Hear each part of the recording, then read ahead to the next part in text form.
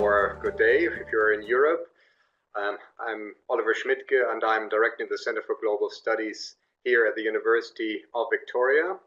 And I have the great pleasure welcoming you to the second event of our webinar series, Global Politics and Critical Perspectives, Transatlantic Dialogues, that we've been able to put on with the help of the European Union and its Erasmus Plus program. Today we're going to address issues of austerity and social inequality, the rise of populist right and European budget crisis. I'm very happy today to be joined by two experts in the field, Valerie Derman and Kurt Hübner, whom I'm going to introduce in a second. They're going to speak for about 15 minutes, and then we start engaging in a Q&A. And just for those of you who haven't been able to participate yet, you'll be able to use what you see now, the chat box there.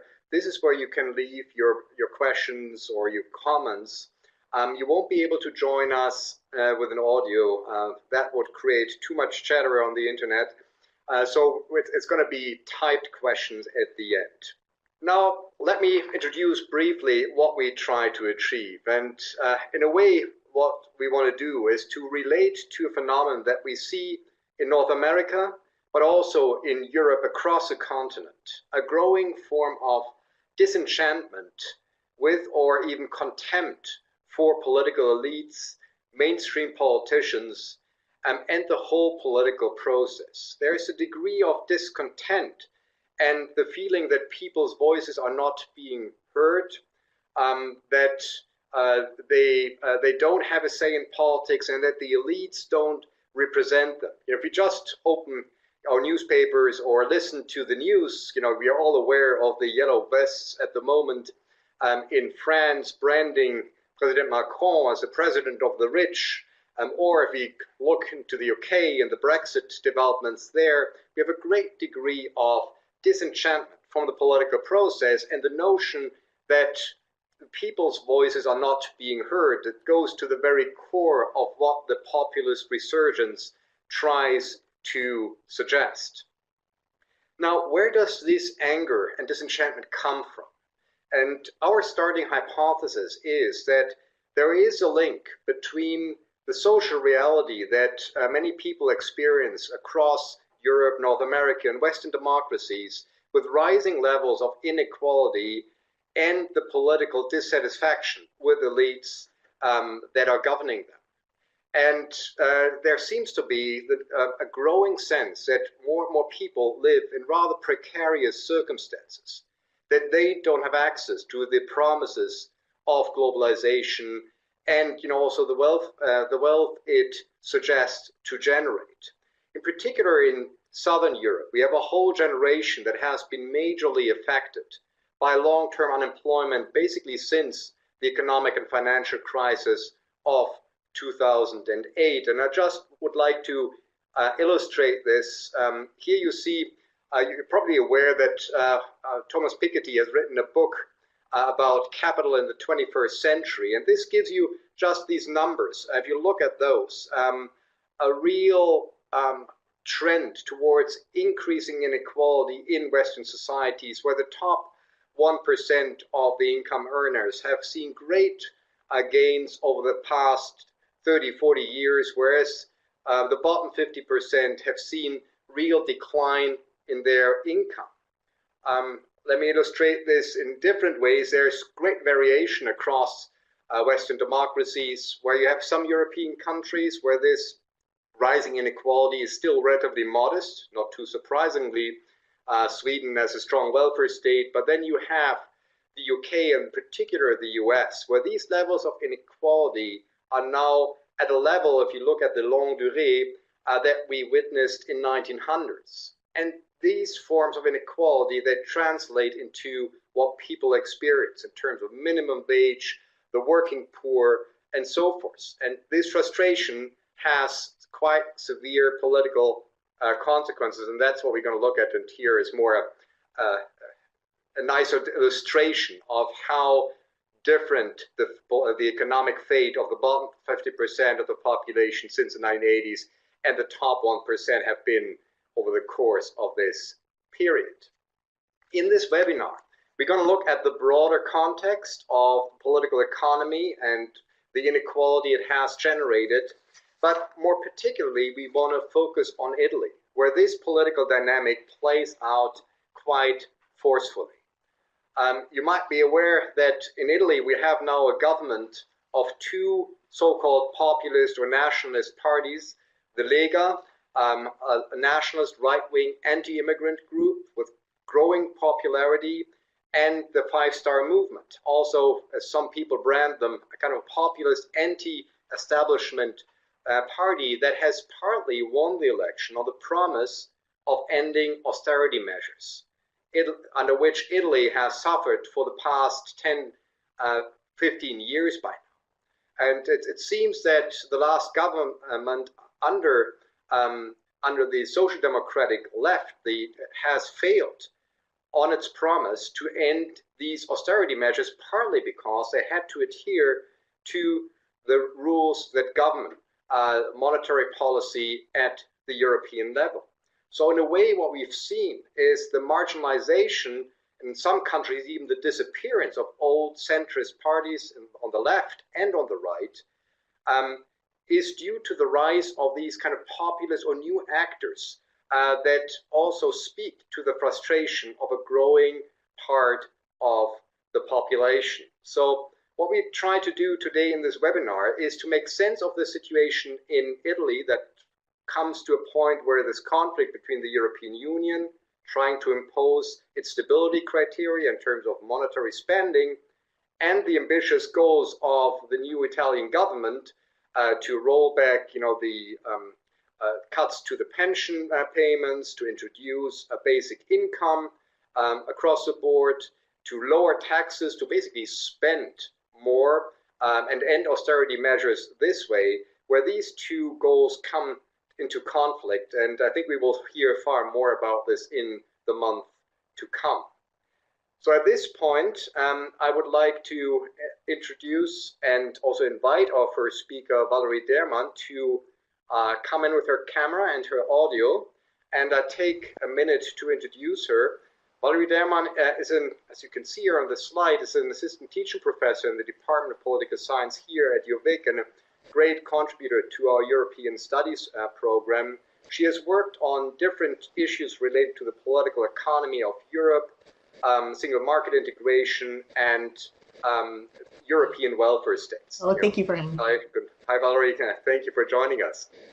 In 2017, Valerie won the Gillian Shervin Alumni Award for Excellence in Teaching at UVic, and I can assure you she has been a wonderful addition to our teaching program in this respect. And at the moment, Valerie is working on an EU network grant, another funding scheme of the European Union, on EU economic governance and the European semester. And maybe it's also important, since we focus somewhat on Italy today, to say that Valerie has a background and coming from Italy and taking a very close look into developments in this country. So Valerie, thank you very much for joining us this morning, and the floor is all yours, and I'm going to disappear into the background of the ether for your presentation, and you can control your Oliver, thank you so much. Thank you for inviting me, and I'm very happy to be included in this conversation. Welcome to everyone who has logged in from elsewhere, and for giving up your time at this busy time of year.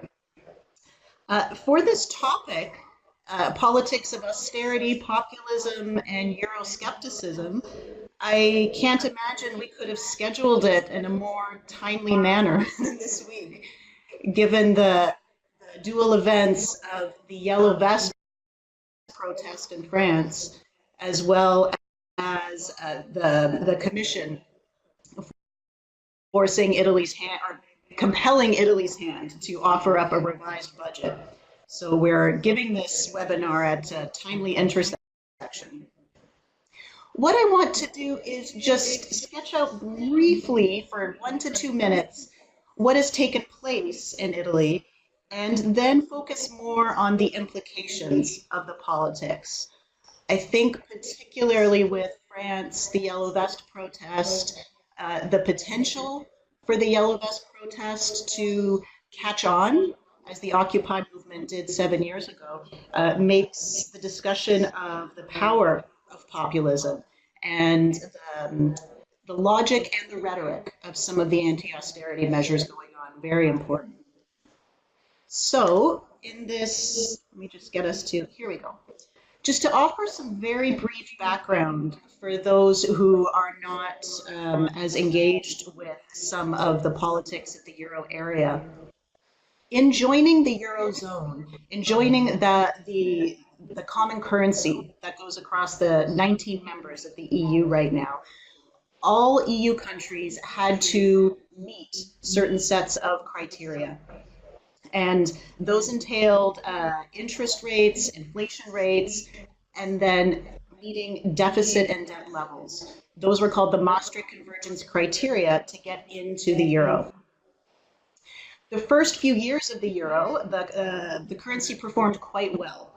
But then, of course, we hit global financial crisis, and we see financial crises beginning in the US with some of its biggest lenders, rapid contagion around the world.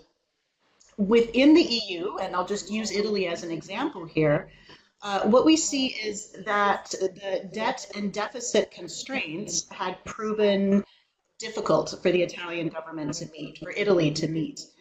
Going into crisis as it spread, what we then see is that the inability of Italy and other countries to be able to contain debt at the same time that finances are plummeting and banks are verging on bankruptcy.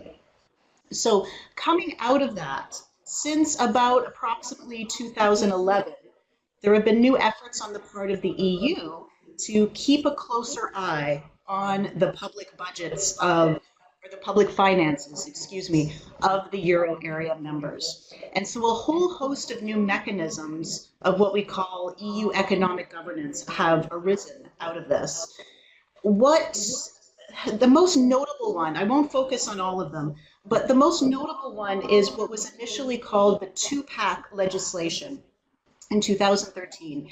And this essentially gave the Commission, part of the supranational governance of the EU, oversight into the draft budgets of the Eurozone members, essentially to verify if those budgets are compatible with EU rules, meaning those EU rules in terms of deficit and debt.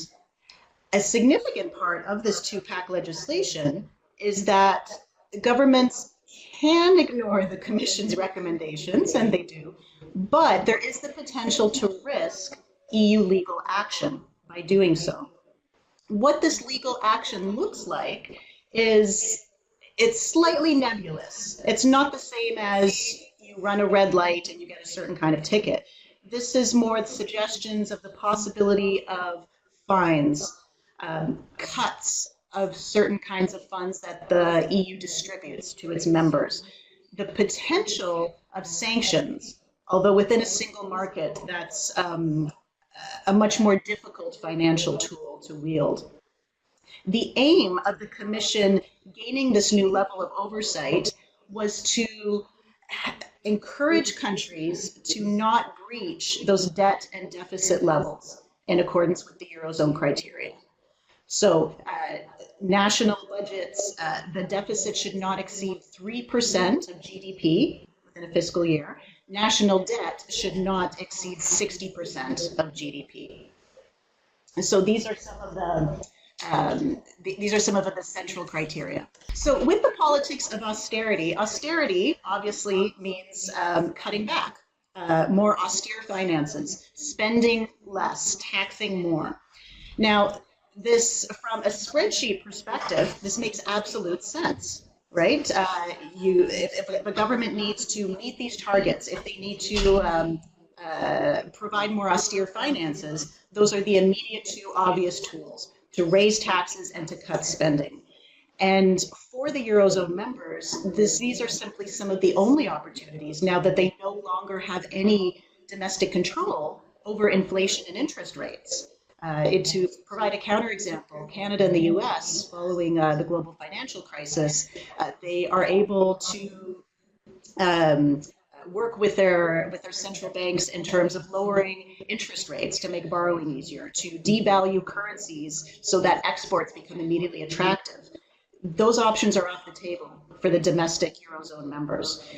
The problem with raising taxes and cutting spending is that these are immediately painful and visibly painful to the public. Things such as lowering interest rates or deflating a currency or relying more on exports are not immediately felt by different sectors of society. But with the tools of taxing and spending, those are essentially there right away. And we see in countries like Italy and Greece, the impact is profound. So this gets us to the crux of the tensions. And this is relevant, I think, not just to Italy, but to France, to some of the other Southern European members, such as Greece. There's this new polarization of ideas, and the EU seems to be receiving the bulk of the criticism. This idea that there's economic pragmatism, and then there's a political reality and social needs. The degree to which those are pigeonholed as being separate is perhaps unfair, but that has become the reality of the public conversation. Salvini in Italy, the deputy prime minister from the Lega Nord party and the governing coalition, has made numerous statements in the past 2 months about the need for social stability even more than economic stability. And of course, various economists push back and say that you can't necessarily have social stability without economic stability.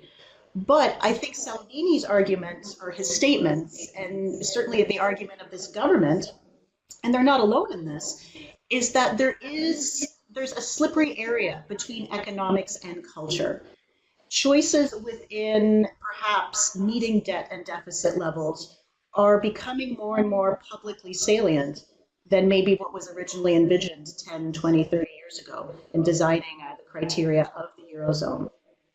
So in coming back to a political discussion, some of the public unrest, some of this reaction, whether populist, partisan, or public, is reflecting that those decisions on debt and deficit levels perhaps ought to be brought back to more domestic input, not necessarily domestic control, but perhaps that criteria and maintaining a strong single currency across such different economic zones has come to a certain loggerheads in terms of what is going to be more feasible in the long term.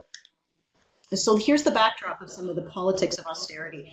In taking us to populism, and I should say here that the term populism, and I'm sure some of your questions will speak to this, is one of those terms that will, it's stretched so broadly, almost like the word globalism. People throw it around at everything, and a lot of times I think academics and journalists and observers use the word populism to characterize anything unpleasant.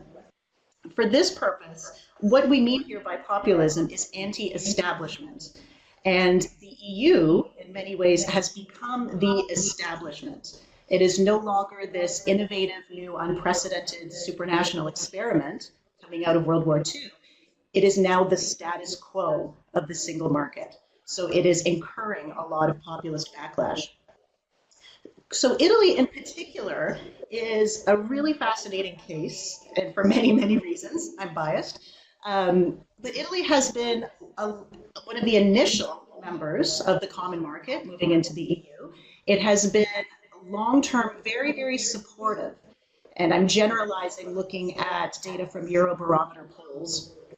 And yet what we see is not necessarily an about face, but a fairly, I'll go as far to say, dramatic turn in public opinion over what benefit the EU offers and how willing the Italian government ought to be in pushing back. We have a new government, new coalition government as of this year that has significant populist platforms within there. The Five Star Movement, one of the newer parties, which has enjoyed rapid electoral success in the past 5 years. And the other biggest party within the coalition is the Lega Nord, which has been around for much longer, regional party, long-term in favor of fiscal federalism, so more decentralization, more ability of the North to maintain funds within Italy. So an unusual coalition in some ways. Italy is also the first Eurozone member to receive this EU rejection on their draft budget that they put forward earlier in the fall. So this is essentially the first battle of the wills that we see coming out of the new mechanisms and contesting domestic level and supranational levels. And it's almost a perfect parallel case for what's going on in France, where we have Macron coming in as being very pro-European as of summer 2017, celebrated by centrist parties, mainstream political elite, as solidifying that kind of long-term Franco-German axis of being pro-European integration. And yet what we see is the Italian government, it has avoided, I guess you could say, some of the yellow vest unrest that we've seen in France. And we see governments adopting two different strategies at the moment. So it's quite interesting to follow going forward. What is further interesting about Italy, and this is certainly not unique to the Italian case, is that budget politics, which are more in the realm of economic nationalism, have been very quickly conflated with all other kinds of nationalism. Some of that is deliberate, particularly from the Lega Nord, which has had a more of an anti-immigrant stance predating the migrant crisis of 2015. But the discourse has become perhaps too easily polarized. Any kind of nationalism is associated with racial tensions, whereas some of the current tensions right now are to do with economic nationalism, the idea that there ought to be more domestic control. I just have 2 minutes left, so I'll just want to leave with some implications to kind of develop the discussion going forward. One of the most visible implications that Oliver spoke to in his introduction is the sense of we're in a moment of new ideological divides. Even talking about the right-wing coalition, the left-wing coalition, this right and left spectrum is becoming increasingly blurry, not just in Italy, but in many, many places.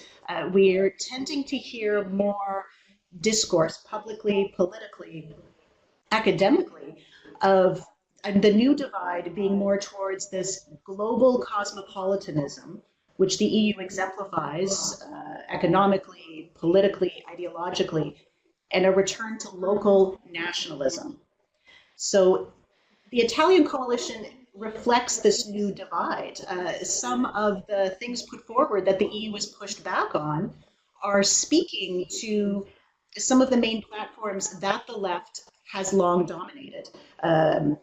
Basic income, reducing some of the stricter rules on pension and retirement, removing taxes on certain segments of the population. So the populist role within Italy has bridged some of the most visible policies from left and right.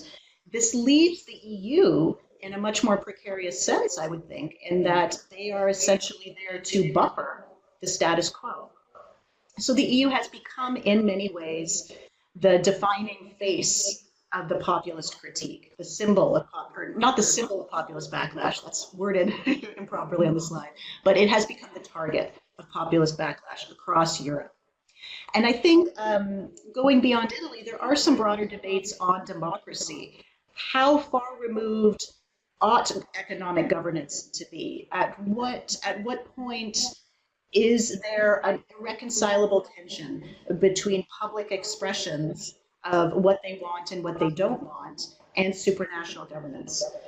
What role does nationalism have in an integrated EU? Is there any room for nationalism? Does it always have to be cautioned against? And lastly, one that is probably much better studied in political theory than in comparative politics is this idea of elitism. And if populism is frequently characterized as being a bad thing, so is elitism. And this is something that is sort of indirectly coming into the discussion more and more. There's public democratic integrity. And then there is the reality that economics of a single market are not necessarily always intuitive. And whose responsibility ought that to be? So these are not solvable questions, Thank but you I very think they're much, probably Valerie. some of the The last larger couple order of questions should spark coming some out of this discussion discussion. about this, So I'll stop the there. rise of Thank you what so to much. describe I as look forward to populism in the questions. situation in Italy. Thank you very much.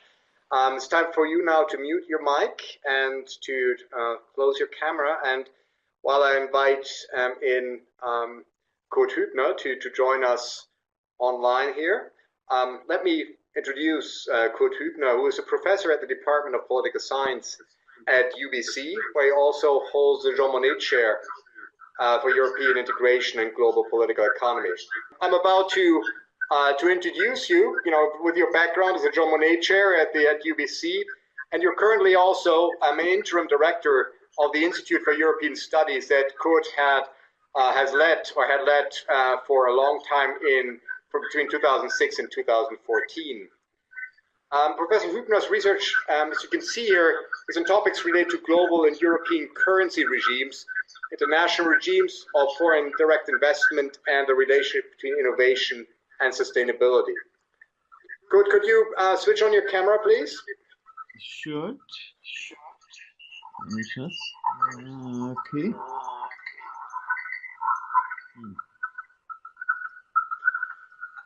The little round thing on top, the green one.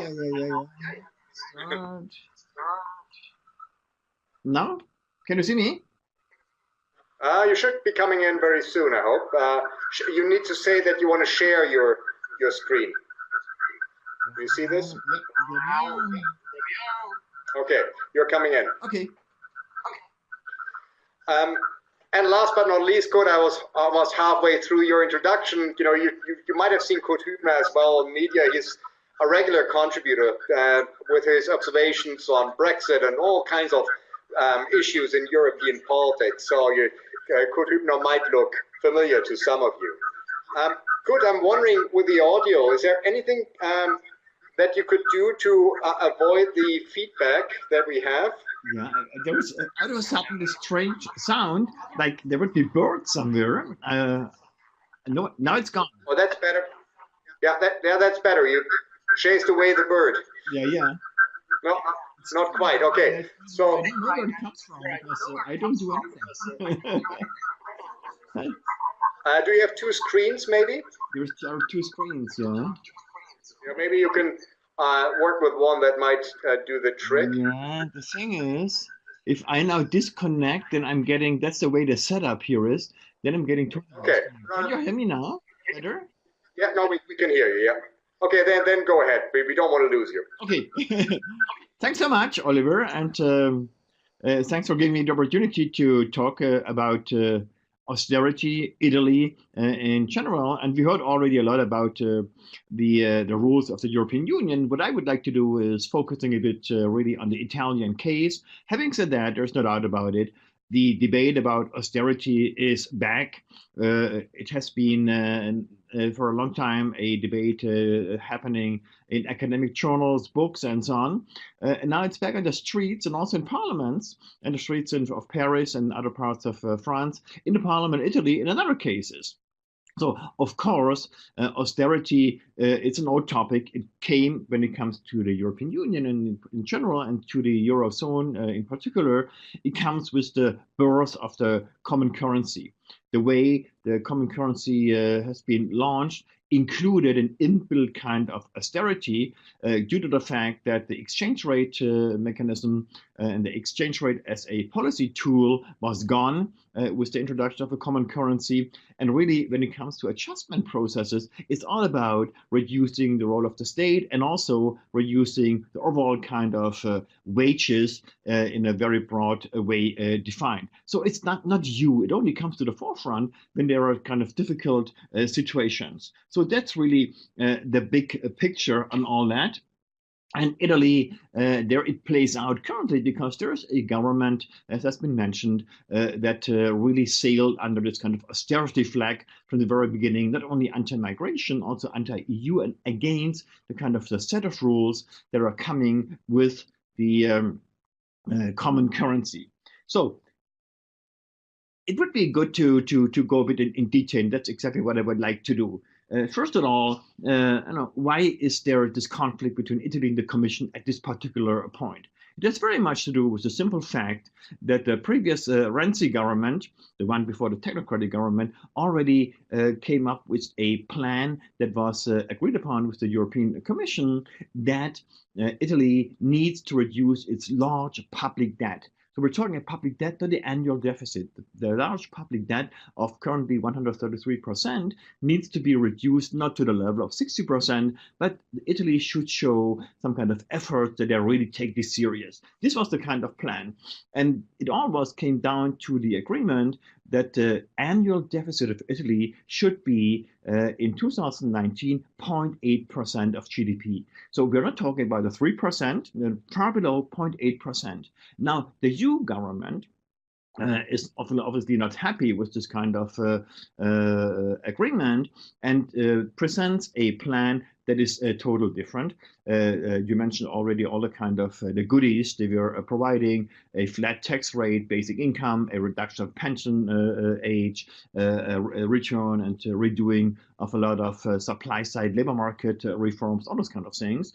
And they calculated a budget for 2019 of 2.4%, still far below the 3% maximum that comes with the Stability and Growth Pact, but 3 times the deficit that was agreed upon earlier by a previous government. So that's the kind of the conflict. What this is all about. The European Union, the Commission, needs, for a variety of reasons, needs to really keep to its kind of the rules of the game. If they start now to be too moderate when it comes to Italy, they are risking that this whole kind of set of rules is more and more undermined. And the Italian government sailing really and campaigning for different kind of political program that comes with more expenditures, obviously. They want to insist that their program is the way to go. So this is this kind of inbuilt situation. So let's go back a bit and think about what is all this 133% public debt in GDP. As a matter of fact, Italy in the last couple of years is one of the few, I think, out of 3 governments and countries at all that were producing a so-called primary budget surplus, not a deficit.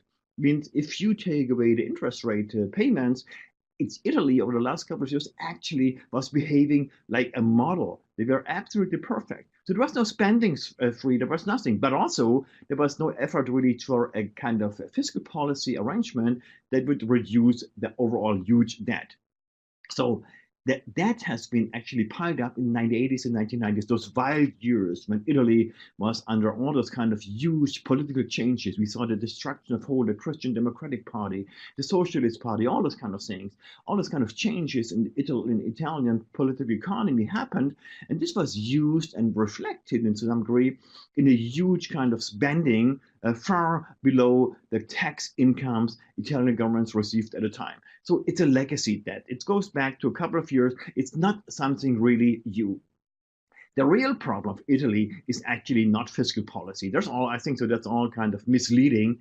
We have to look at a very kind of, in a very different way. The real problem of Italy since about 15 years or so, even before the 2008 financial crisis, is enormous weakness when it comes to economic growth. And I give you only kind of 2 pictures. That's Italy's income per capita relative to OECD and Euro average. Look at the situation. If you compare it with the OECD and also then with the Euro area, in the last couple of years, starting in the 1990s, where beforehand, the Italian income per capita was above the average of those 2 areas, OECD as well as Euro area. It came down enormously. We are now less than 90%. So we see really a kind of opening of a gap. Italy has an enormous weakness when it comes to economic growth, stagnation. This comes with high unemployment. This also triggers a lot of inequality. And if we look a bit closer, what can be the reasons for all this kind of weak economic growth? Then there's a lot to do what economists are calling a total factor productivity, TFP. And for total factor productivity is looking at a kind of the innovativeness, what kind of modernization, what kind of technological kind of progress that is then being translated in higher efficiencies is our economies performing with.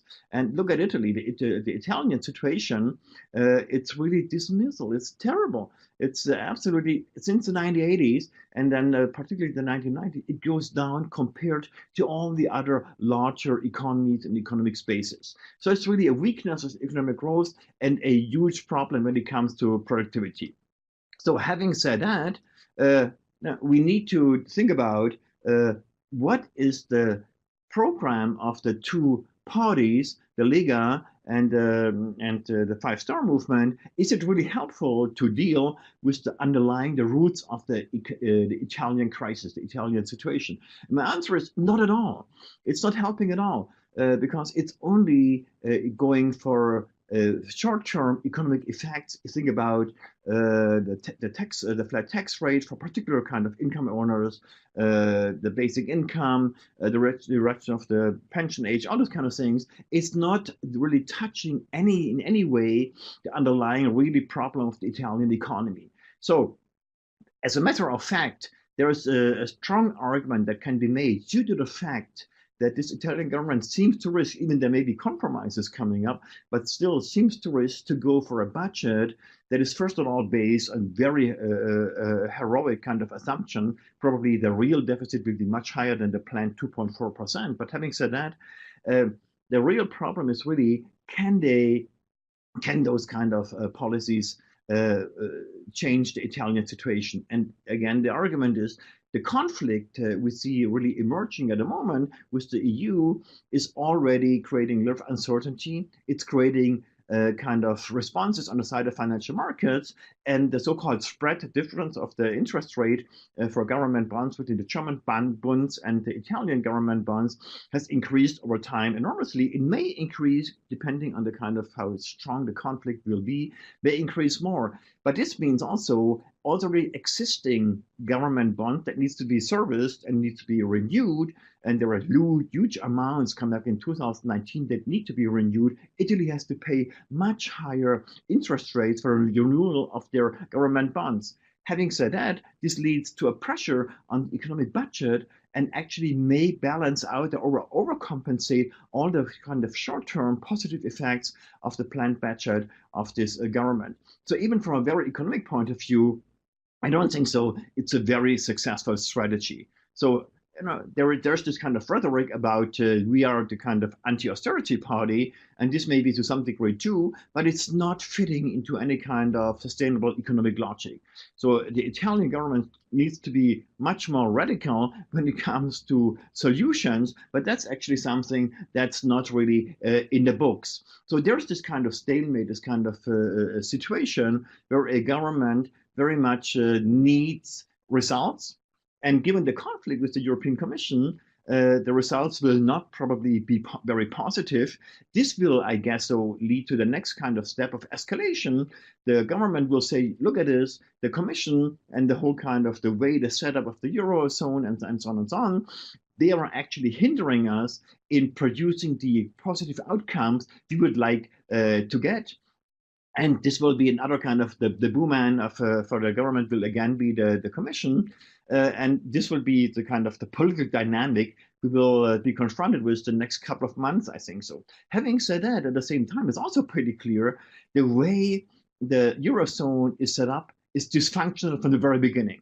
I was already in the late 1980s when all these kind of things emerged. I certainly recall having written articles that were finger pointing exactly to the kind of situation that austerity will be built in, and this is creating, it can create, put it this way, a lot of tensions, and this exactly is playing out at this moment. So where is the European Union when it comes to reforms to the Eurozone architecture? Not very far, because all kind of initiatives are being blocked, or this kind of ideology, black zero, that we need to have neutral kind of budgets over time. that the debt should be reduced. All this is not very helpful and actually not up to any kind of serious economic thinking.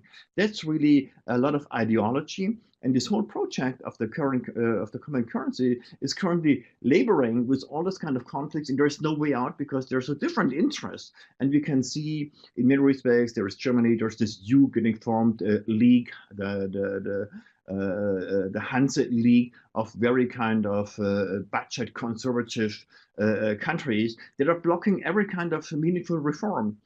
And if history tells us something, there's not a next crisis will come. I don't tell when, and I wouldn't know when this will happen, but we can be sure it's coming. And the question then is, how well is the Eurozone prepared?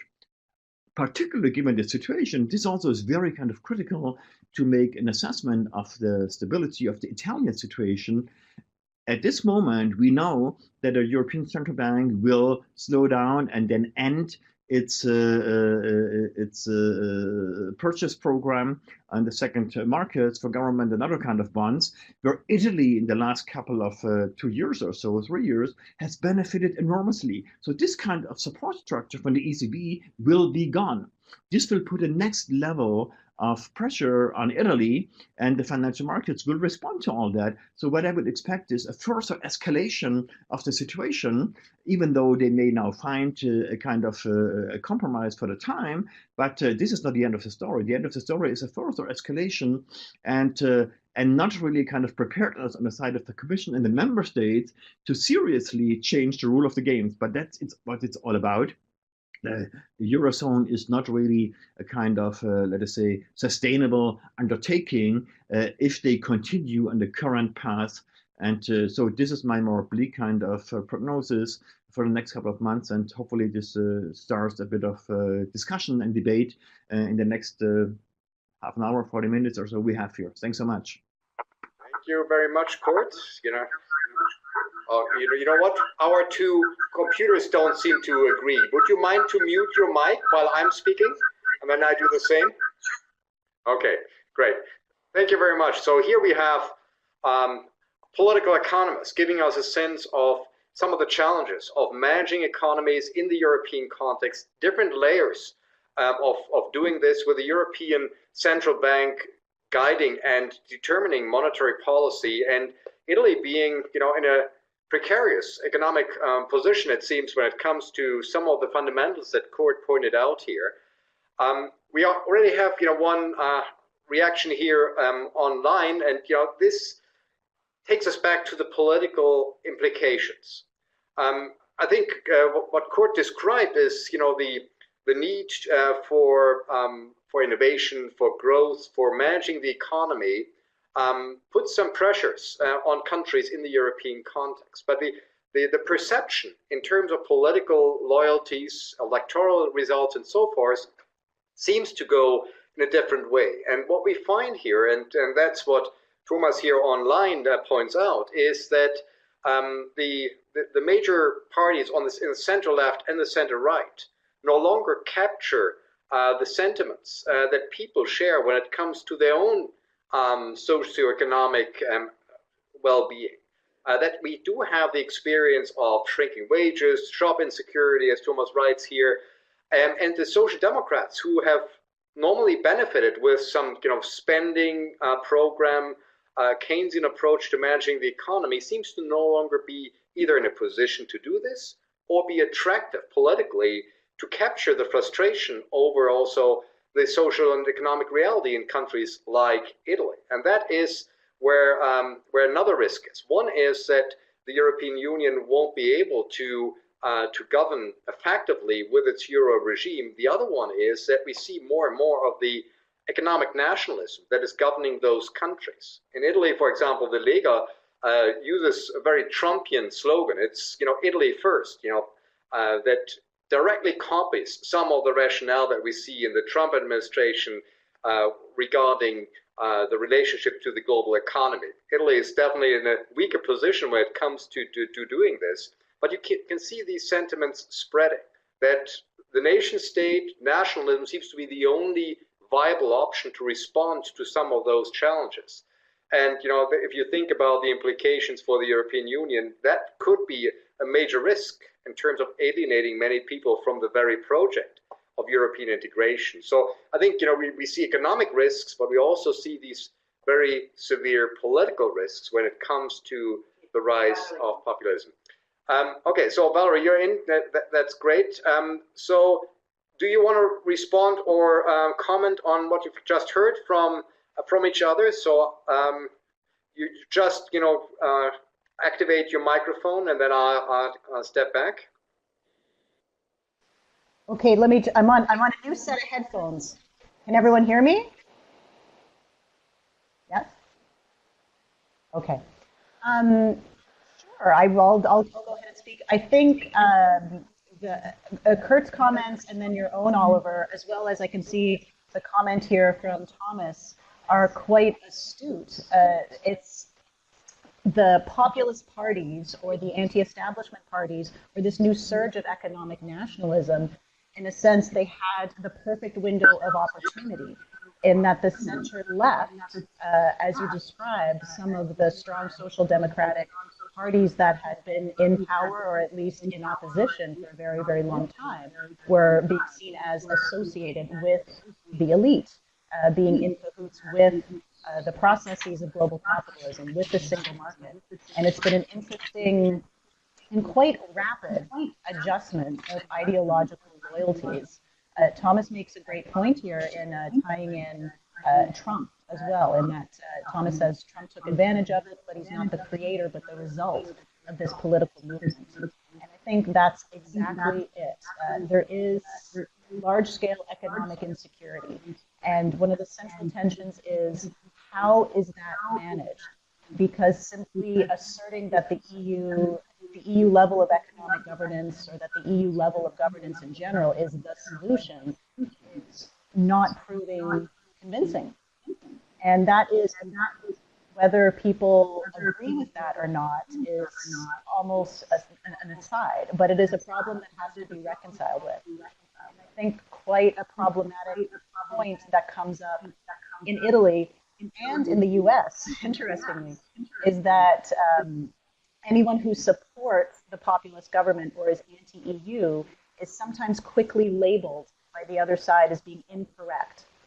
And it's not helpful to the discussion. And I think Thomas's comment points that out. It essentially is telling people that they're wrong rather than listening to the insecurities. So starting from the first sentence of Thomas's comment, I think it's misleading. That's two big words, turbo capitalism, slaves of global companies. I think actually that's forget about it. That's what it's about. If you take the case of Italy, for example, there's a lot to do. That's where I mentioned those kind of graphs. The whole malaise started long before the Eurozone even was created, for example, before something like globalization became so strong. There's a lot of domestic elements, and I really would say we have to look from case to case. There's so much differences. So it's not only there's the long-standing situation that the southern part of Italy, where we actually see the stronghold of of one of the parties, and there's this kind of split between north and south. This is a long-standing problem that parts of Italy have lost connection to the other parts of Italy. So this kind of division is a long-standing one. This has played out in various ways. And the same situation, or the same not, but a kind of similar situation. Look at France, for example. We see this kind of the big cities, the agglomerations that are really the drivers of economic success. And then we have those other regions that are falling back. This is creating discontent, a lot of problems. The same situation in the UK. If you look at a kind of distribution of the voters who are in Remainers and Leavers, you can see not only London, the bigger cities, very much in favor to stay in the European Union. So we see this kind of spatial, regional kind of inequality. That there's also a kind of social component, obviously, but there are all those kind of processes. This is the one sense, you can't make the argument, I would say, very difficult from a political point of view, that this would all have to do with globalization. Now, most of those countries are not, Italy is not highly globalized, it's very Europeanized. The same as with France, it's not highly globalized, it's highly Europeanized. In the European Union, the country that's really highly globalized is Germany, much more than many others. So they're very successful in all this with still social costs, but definitely, so I would really be alert and be careful by using those kind of large, big arguments. Having said that, there's definitely this kind of sentiment we find across the board, not only in Europe, and it has been mentioned by Valerie, by others. You find it in the US, you find it in Brazil, in India. There is a kind of feeling that political classes have lost connections. See also the situation in France.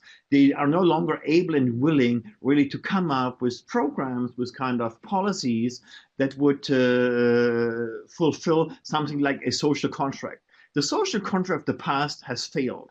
There's no way to renew it. We need a new social contract. There are those kind of new things. For example, think about what's just happening in Poland. It seems so far away, Paris, the climate agreement, but this would be one element to put into a new social contract. Definitely, going back to France, it needs carbon taxes. We need other kind of prices for kind of scarce resources or kind of things. But we also need to do it, let us say, in the BC way, where we have kind of a neutral carbon tax, where the low-income owners are benefiting actually from the carbon tax. So we need those kind of new elements. Is the EU helpful in this? Not at all. The EU currently is, and always is, with a kind of time lag reflecting the maturities in the member states.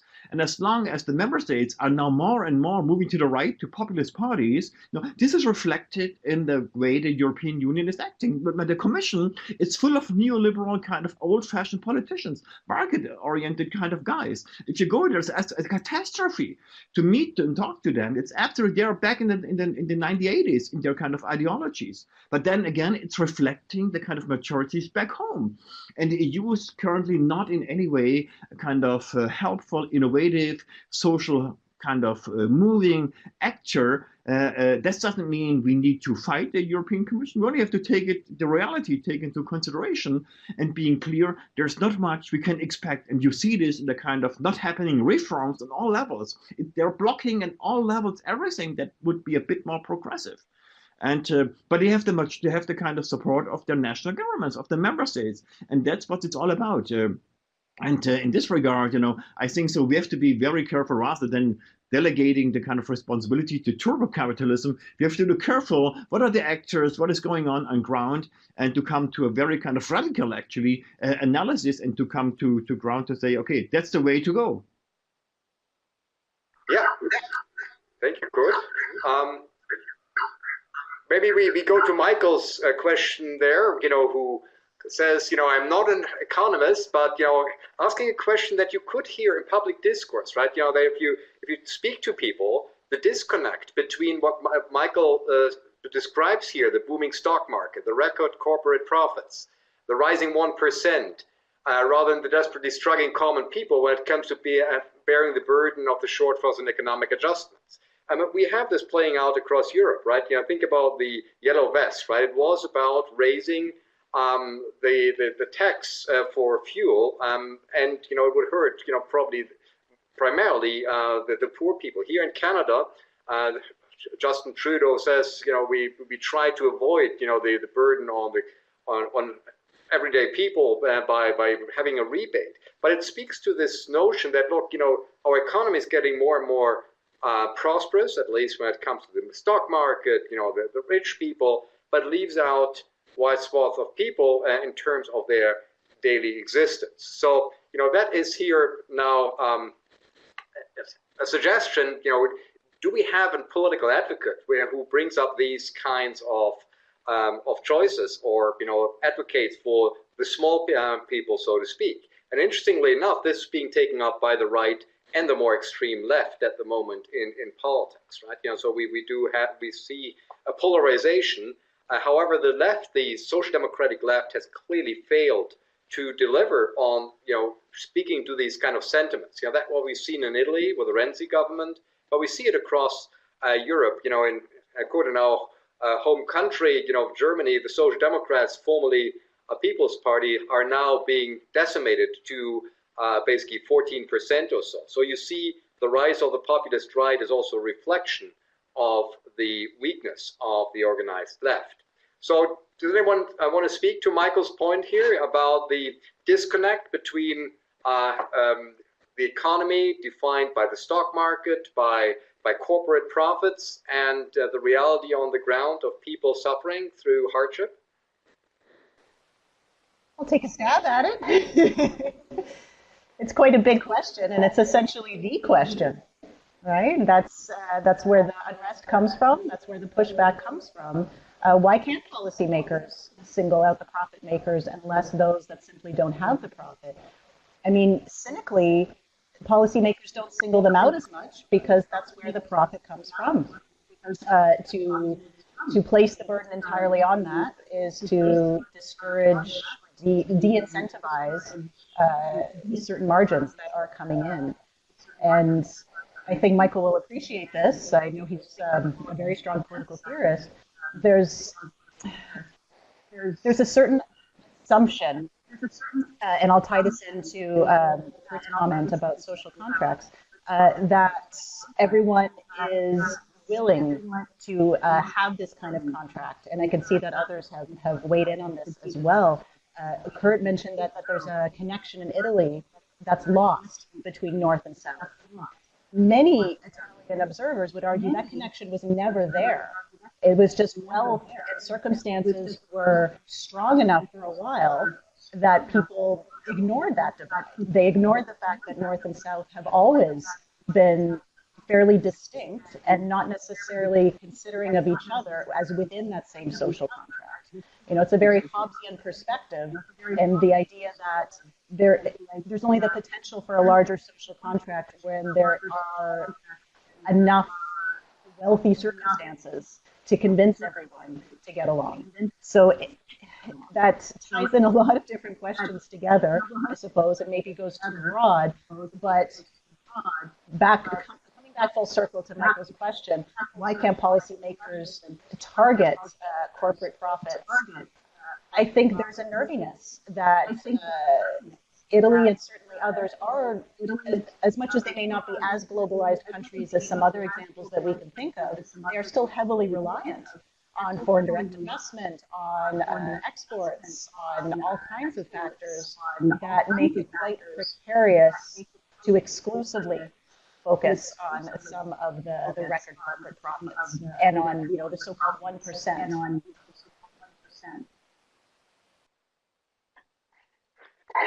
Thank you. Coach, you could also speak to this, or you could look at the next question that seems to be very much what you talked about. Could Italy's debt problem be better dealt with if they had control over their own monetary policy? This train seems to have left, you know, given the setup of the Eurozone, but you know, it is now at least a political option that the governing parties consider maybe leaving the Eurozone. Alternatively, what are the prospects for the competition of the banking union? Now that seems to be very much speaking to your competence as an economist as well. Kurt, do you want to address this? Okay, now does it work? Yes. Can you hear me? Okay. Yeah. Okay, good. First point, you know, there's definitely social inequality across the board on the global level in all the kind of nation states, but still, I would be very, very careful making the connection between social inequality and the rise of populist parties, populist movements. To give you a counter example, look at Scandinavia. Even though across Sweden, Denmark, Finland, we see an increase in inequality when it comes to income and even wealth over the last couple of years, still the Gini coefficient, where you can measure inequality, is comparatively low everywhere else. But having said that, at the same time, you have extremely strong right-wing populist movements in those countries. You know, it's not that the voters and the supporters of those parties would be left out of economic growth and so on. They're doing well. There's nothing like poverty or something like this.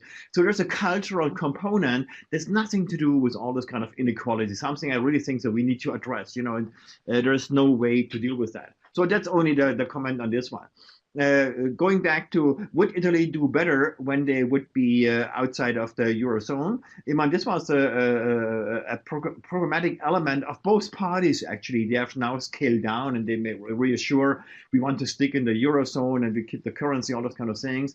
At the same time, they're playing around with this idea to hand out a particular kind of, let us say, not really money, but money-like thing in order to deal with their debt. But I mentioned, there's this legacy debt. Think about 2.5 trillion. We are talking huge amounts of money. If they would now introduce a lira or a kind of new currency, whatever the name would be, they would have to reconvert into the EU currency. So there would be a huge kind of financial crisis coming along for Italy. There's no way that a smooth transition would happen by introducing a EU currency. We should think about is, but this is not only Italy. This it was a kind of an idea and has been actually put in place, but in very severe ways. A debt reduction. There's a haircut in Italy is necessary. They need to come off from their 133% of, that is, a 60%. Cut off the debt. Now, what would this mean? But imagine. More than 50% of all Italian debts, who's holding the debt? Not financial markets, not those guys you're mentioning. It's Italian households. The voters of those two parties, they're handing out all those goodies to all those political parties in the past and to currently. But they complain about all the implications. What needs really to be done in Italy is a radical haircut of all debt, not all, but let us say go down to 60%. We're talking hundreds of billions of euros. Then let us say a haircut 50%. So the households would lose 50% of their debt. Terrible situation for them. Economically spoken, this would be one way out. Has it support in the European Union? Not at all. So, but there's all this kind of things we can think about. They're much more efficient, much better than Italy leaving the Eurozone. But then they come with high political costs. And in this case also, with the involvement of those guys who are holding in their portfolio that. Last sentence, if we take the reports of the ECB a bit serious in terms of, they did this huge kind of wealth studies of all member states of the Eurozone, then the per capita wealth of Italy is the highest. We are not talking about poor people in average, sure there are also poor people, but the average Italian household has 3 times wealth than a German household. Imagine. There's also, we have to talk about the fact that the Italian government was never able, when they're spending, but they're not earning taxes. So you need a strong kind of tax authority, and all those kind of things. I know from a left perspective, you don't listen to this very nicely, but it's necessary. If you want an efficient state, you need to have both sides, the spending as well as the tax state. And all this is in a messy situation. And those two parties are not a bit interested to change anything because they're benefiting from all this. So having said that, I would say Italy is a mess. It's a total mess, not only now, since 20 years or longer. And I don't see any kind of way out of this situation with those parties now, with the European Commission, with their kind of orthodox attitude, not at all. So it will move along. There will be one crisis after the next. There will be kind of, the spread will increase. There will be complaints and all this kind of thing. So it plays out. And only the next big crisis that will happen in the Eurozone pretty soon, I guess, nothing to do with Italy, but overall kind of the global situation, then the question is, how prepared is the Eurozone, are those governments to deal with those challenges? And I think so that's an interesting kind of situation, also a bit scary actually, but also interesting from our perspective. We are observing this and can comment about it, but this is really the kind of challenge. Thank you, Michael. Thank you, Kurt. Valerie, do you agree? Italy is such a mess, it's hard to see any way out of this economically. I think any Italian would say yes, of course, but we also embrace the mess quite nicely. I think to Kurt's point, yeah, very much so. It's not simply the possibility of just trimming debt and then they're free and households are liberated. Josh's question, could Italy's debt problem be better dealt with if they had control over their own monetary policy, it's one of those unanswerable counterfactuals that we don't know. They would have more control in the short term, potentially, over what to do. but they would also lose all of the benefits of being in a monetary policy. You know, there's that common monetary policy came about for a reason. Italy in the 1990s made great sacrifices to get into the common monetary policy because the perceived benefits were very strong and they bore fruit, certainly in the first few years of Euro adoption. Could they deal better with debt? It's uncertain. It really depends upon how much they could grow in the absence of having a common monetary policy. These are not comparable countries to Italy, but there's a lot of literature on comparing Ireland and Iceland coming out of financial crisis and how the depths that they both hit and then how they were able to climb out. The difference being Ireland fully embedded in the EU context, even the monetary policy, and Iceland being all the way out. So I think that's a big consideration. I see there's another question from Josh Dingley, who wants to know whatever happened to Brexit, and I think that potentially relates. You know, what would the situation look like for Greece, a not dissimilar debt load to Italy, if they were not within monetary policy? I mean, what happened to Brexit was essentially that the Greeks did not vote against the austerity measures in the referendum in 2015, so a de facto approval of maintaining their Eurozone membership, and that there has been no serious discussion about moving people out of the Eurozone. That's what happened to Brexit. It was a non-starter conversation. I think Kurt brings up great points, though, in terms of what are future crises going to do, not just to Italy, but to the entire Eurozone. It's not forecastable because so much of it depends on the levels of growth that we see in the entire Euro area and within the individual members that are currently holding such a precarious debt load. There have certainly been many observers. The Economist, the news magazine, is one of the top ones that would go so far as to forecast that the Eurozone will eventually reconfigure itself to be a strong currency amongst Northwestern European states that have more similar approaches to fiscal policies.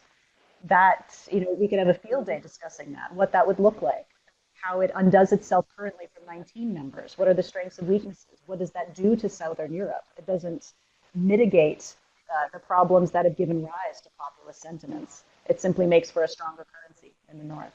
And so I think there's a whole bunch of different issues that could be unpacked with that. But I won't go on at length because I want to make room for as many comments as possible.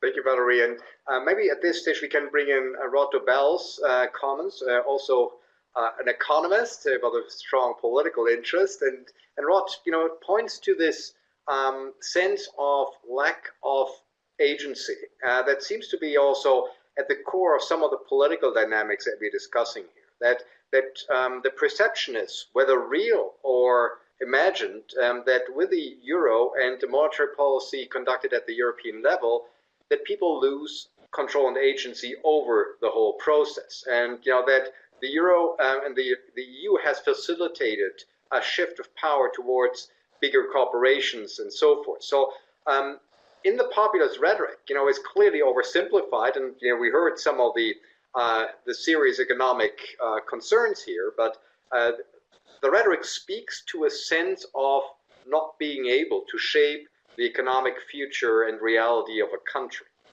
Again, whether this is real or whether this is something that is more ideologically driven, that's a different question. But it is the widespread perception in the European public is often that we have lost some of the agency by handing over power to the European Union. Maybe it was good, more stability, more economic stability.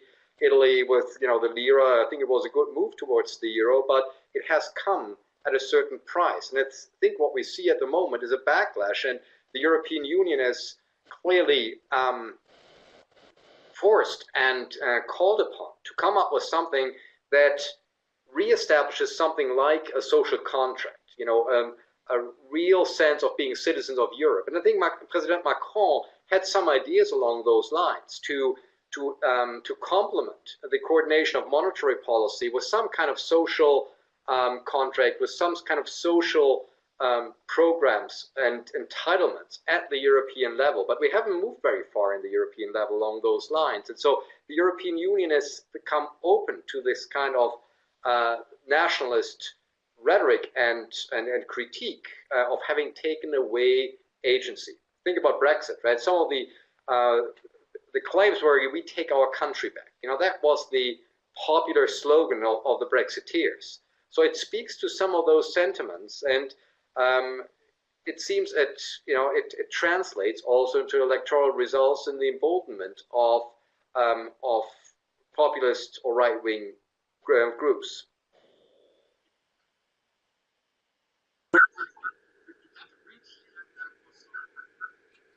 Can I comment on that, Oliver?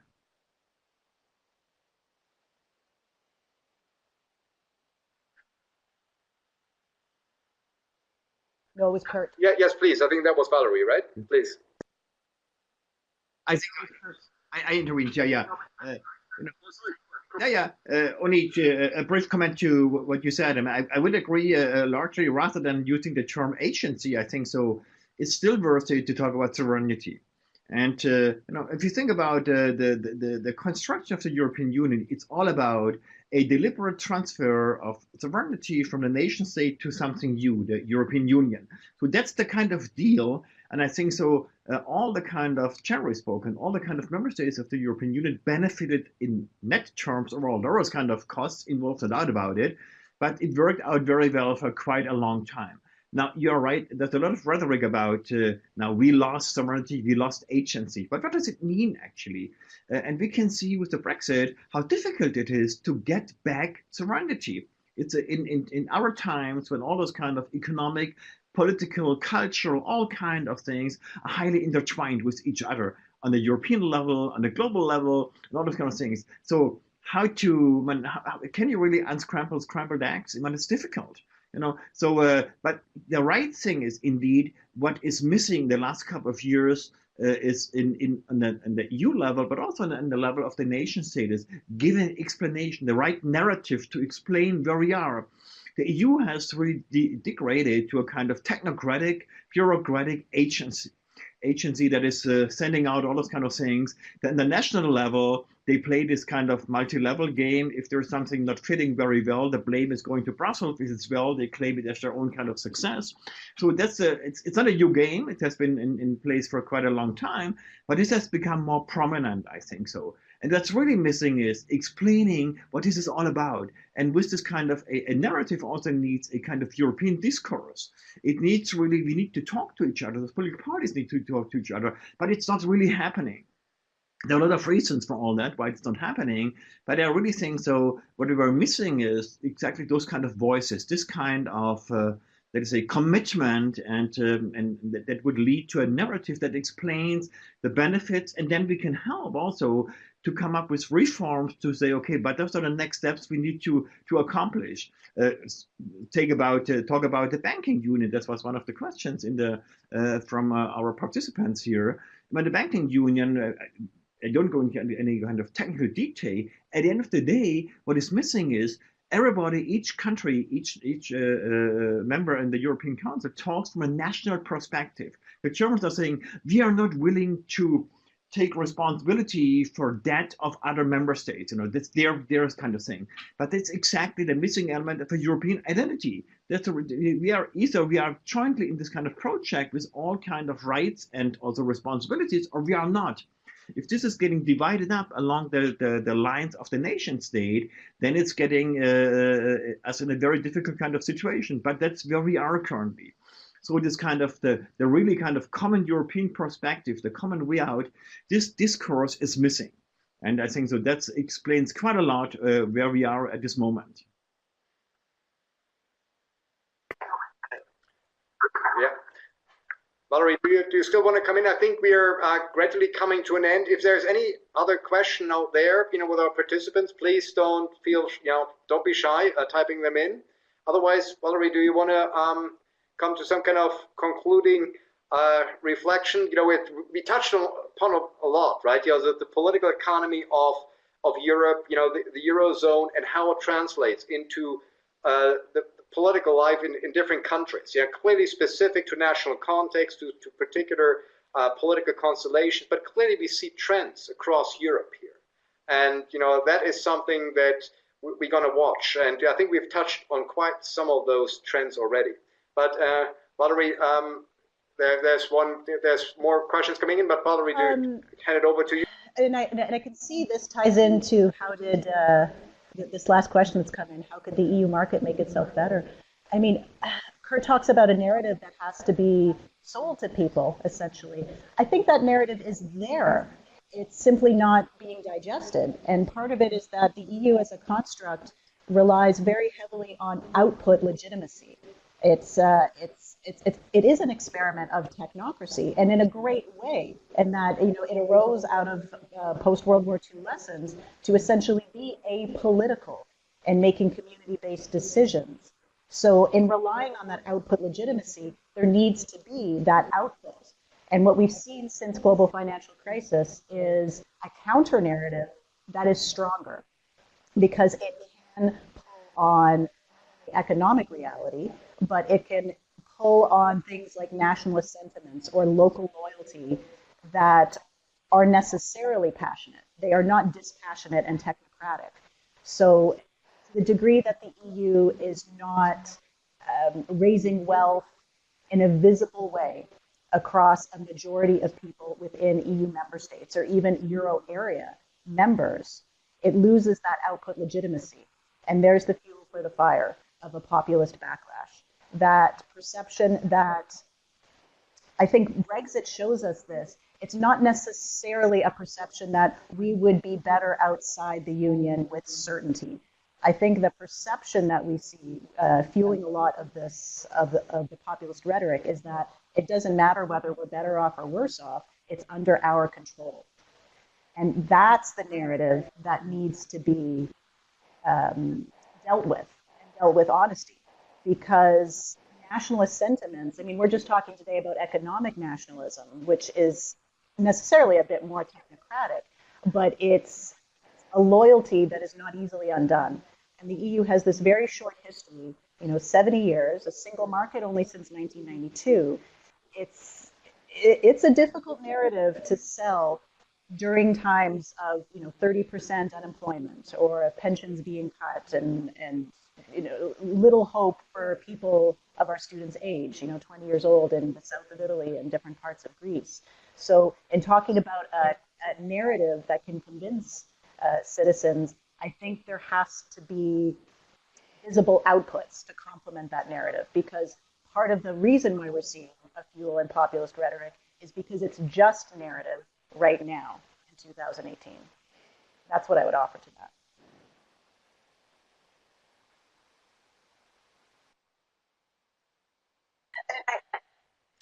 Thank you, Valerie. Good. How could the EU market itself better? I think that would invite you for a long lecture, but it's a huge question. Any short final reflections from your side? Valerie talked about the narrative underlying the European project, if we want to call it this way. As an economist, any other suggestion here?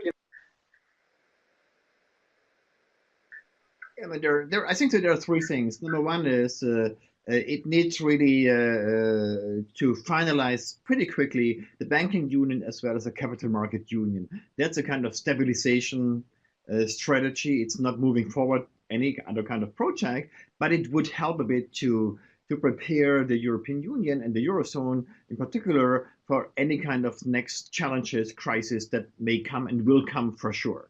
So really those two projects, rather than postponing them to the future, they need to put it on the agenda immediately. This would be best. It will not happen, but this would be the best thing to go. Number two is really the EU as such, or for all 28, they need to get prepared for the future. The future is digital capitalism. It has a lot of implication in terms of laws, rules, and so on, but also infrastructure. That's the reason why we need this kind of another budget, a stronger EU budget that really move money for us for the future. We need really huge improvements across all the board We need a kind of laser strategy when it comes to innovation for digital capitalism, for all those kind of things, not only 5G, a lot of other elements that would come. And the third element is where the EU is relatively far advanced, but still has not been able to include this into an overall economic strategy.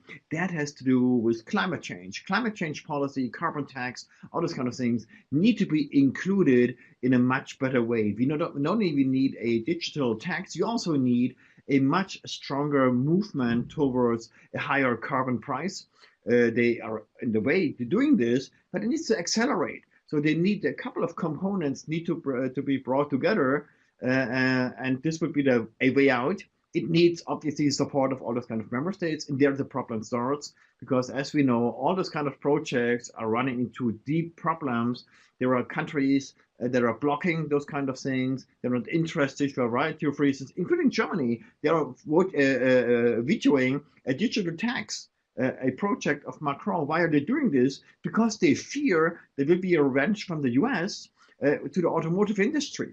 So they are actually securing the interests of a sector, automotive, and blocking by this the future. So that's the kind of realities we are in. And as long as you don't overcome those kind of blockades, it's very difficult. But there are ideas out there, there are plans.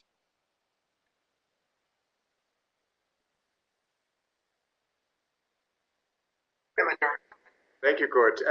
And in terms of new ideas, you might have seen that Roto Bell has just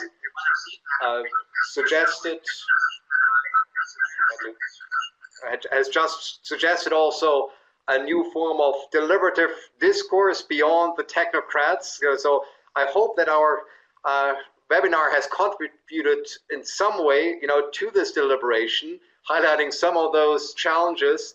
And let me take a moment to thank Valerie and Kurt very much for sharing their expertise, a very engaging discussion. And thank all of you online to have been here with us this morning.